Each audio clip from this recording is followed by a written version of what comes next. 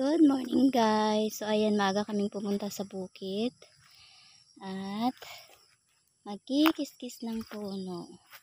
So ayan nga, madami-dami na yung namin, naipon, nakatagilid na siya.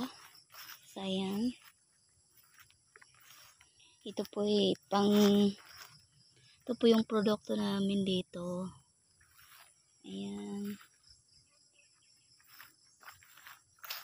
So, ayan.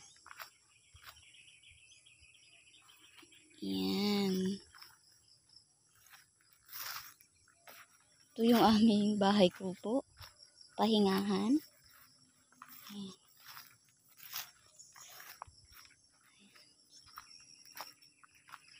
Nakaluto na nga ako ng kanin. Tapos, may sugbang isda. So, hinayaan ko lang siya muna.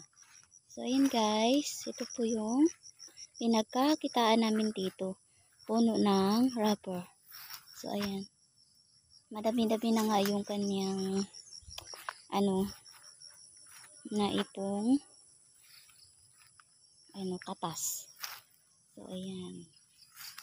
Siguro aabot na to siya ng 300 kilos.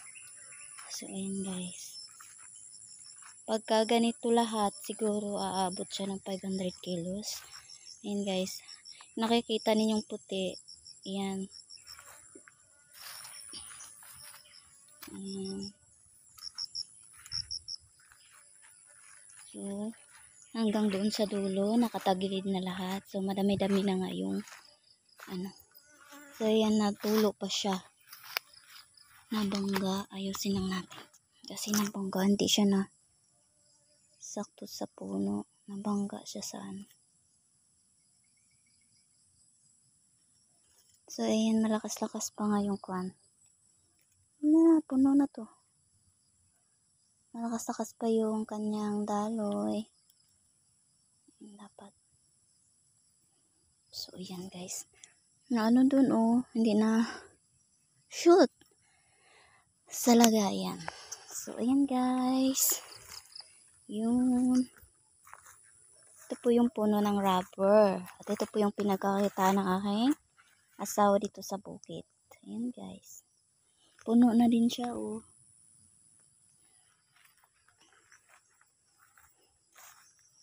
Ayan.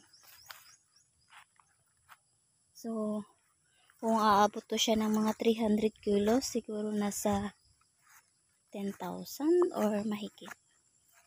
Ayan, depende sa kilo. So, ngayon ang kilo ata ng rubber is nasa 38 na yung kilo. Bawat kilo ng rubber. So, ayan guys. Hanggang doon yan sa dulo. Tapos doon. Ayun, so, nagkikis-kis pa ng puno yung aking asawa. At hanggang doon yan sa dulo guys. So, ayan. Tapos hanggang doon sa kabila. Hanggang doon sa kabila. So, siguro kung ganito lahat ng puno. Pero mahina pa daw to.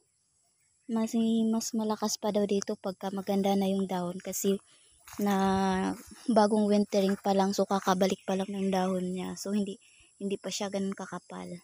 So, mas malakas pa daw to sa susunod mga buwan ng Hunyo.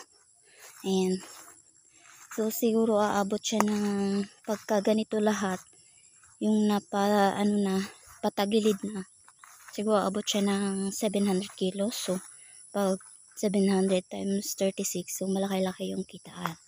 So, ayan guys. Ay, na siya. Hindi siya na-shoot sa puno. So, ayan. Yan po yung pinagkakitaan namin dito. So, ayan guys. Ito po yung puno ng rubber. Sa hindi nakakakilala ng rubber, ito po yung pinanggalingan lahat ng made in rubber. So, ayan guys. Puno po siya. Katas po siya ng kahoy. Puno ng rubber. Ayan. Ayan. So, ayan guys. Thank you for watching. See you in my another video. Bye po.